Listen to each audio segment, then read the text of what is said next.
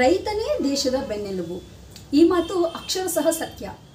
ಏನಿವತ್ತು ರೈತರ ಬಗ್ಗೆ ಹೇಳ್ತಾ ಇದ್ದೀನಿ ಅಂತ ಹೇಳಿ ಆಘಾತಕ್ಕೆ ಒಳಗಾಗಬೇಡಿ. ಕಾರಣ ಇಷ್ಟೇ, ಈ ಮಧ್ಯಮ ವರ್ಗದವರು ಅಂದರೆ ಈ ಕೂಲಿ ನಾಲಿ ಅಥವಾ ಬಿಸ್ನೆಸ್ ವ್ಯವಹಾರಗಳು ಇಟ್ಕೊಂಡಿರ್ತಾರಲ್ಲ ಅಂಥವರ ಪರಿಸ್ಥಿತಿಯನ್ನು ಹೇಳಕ್ಕೆ ಹೋಗ್ತಾ ಇದ್ದೀನಿ. ಸರ್ಕಾರ ರೈತರಿಗೆ ಅನೇಕ ರೀತಿ ಸವಲತ್ತುಗಳನ್ನು ಮಾಡಿವೆ. ಅದರಲ್ಲಿ ಇವಾಗ ಬೆಳೆ ವಿಮೆ ಇರಬಹುದು, ಆಮೇಲೆ ಈ ಟಾಯ್ಲೆಟ್ಸ್ಗಳಿರಬಹುದು, ನಂತರ ಮನೆ ವ್ಯವಸ್ಥೆ ಇರಬಹುದು.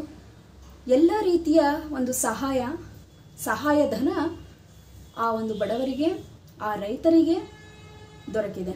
ಇಲ್ಲಿ ಕಷ್ಟಪಡ್ತಾ ಇರೋರು ಯಾರು? ಮಧ್ಯಮ ವರ್ಗದವರು. ಇವಾಗಿನ ಗೌರ್ಮೆಂಟ್ ಈ ಮಧ್ಯಮ ವರ್ಗದವರನ್ನು ಗುರುತಿಸ್ತಾ ಇಲ್ಲ. ಕೇವಲ ರೈತ ರೈತ ರೈತ ಅಂತ ಹೇಳ್ತಾ ಇದೆ. ಹಾಗಾಗಿ ನಾನು ರೈತರ ಒಂದು ವಿರೋಧಿ ಅಲ್ಲ, ನಾನು ಕೂಡ ಒಬ್ಬ ರೈತನ ಮಗಳು. ಇದರಿಂದ ತಿಳಿದು ಬರ್ತಾ ಇರೋ ವಿಷಯ ಏನಂತಂದರೆ, ತುಂಬ ಕೆಳವರ್ಗದವರು, ತುಂಬ ಶ್ರೀಮಂತಿಗೆ ಉಳ್ಳವರು ಮಾತ್ರ ಈ ಸಮಾಜದಲ್ಲಿ ಬದುಕುತ್ತಿರುವರೇ ವಿನಃ ಈ ಮಧ್ಯಮ ವರ್ಗದವರಿಗೆ ಯಾವುದೇ ರೀತಿ ಸವಲತ್ತು ಇಲ್ಲ. ಮುಖ್ಯವಾಗಿ ಈ ಬಿಸ್ನೆಸ್ ಮಾಡ್ತಿರ್ತಾರಲ್ಲ, ಈ ವ್ಯವಹಾರಗಳನ್ನು ಮಾಡ್ತಾ ಇರ್ತಾರಲ್ಲ ಅಂಥವರಿಗೆ 1 ಇಂಚಷ್ಟು ಕೂಡ ಅವರಿಗೆ ಯಾವುದೇ ರೀತಿ ಸಹಾಯ ಇಲ್ಲ. ಕೇಳಕ್ಕೆ ತುಂಬ ಅಗಾಧ ಅನಿಸುತ್ತೆ, ಇದು ಸತ್ಯ, ಅಕ್ಷರಶಃ ಸತ್ಯ. ಅಲ್ಲದೆ ಇವಾಗ ನೋಟಿಸ್ ಹೊರಡಿಸಿದೆ ಗೌರ್ಮೆಂಟ್.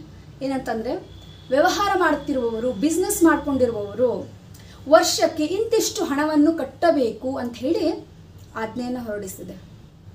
ಸೊ ಇದರಿಂದ ಸಣ್ಣ ಪುಟ್ಟ ವ್ಯಾಪಾರಸ್ಥರು ಇವಾಗ ಕಕ್ಕಾವಿಕ್ಕಿಯಾಗಿದ್ದಾರೆ. ಇದರ ನಷ್ಟ. ಸೊ ಈ ವಿಡಿಯೋದ ಮೂಲಕ ಹೇಳೋದಂದರೆ, ರೈತನಿಗೆ ಸವಲತ್ತು ದೊರೆತಿದೆ, ಓಕೆ, ಆದರೂ ಕೂಡ ತೀರಾ ಬಡವನೇನೂ ಅಲ್ಲ ಅವನು.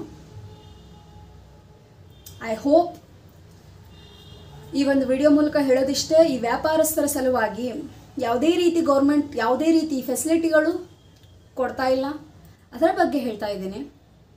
ಸೊ ವಿಡಿಯೋ ಇಷ್ಟ ಆದರೆ ಲೈಕ್ ಮಾಡಿ. Thank you.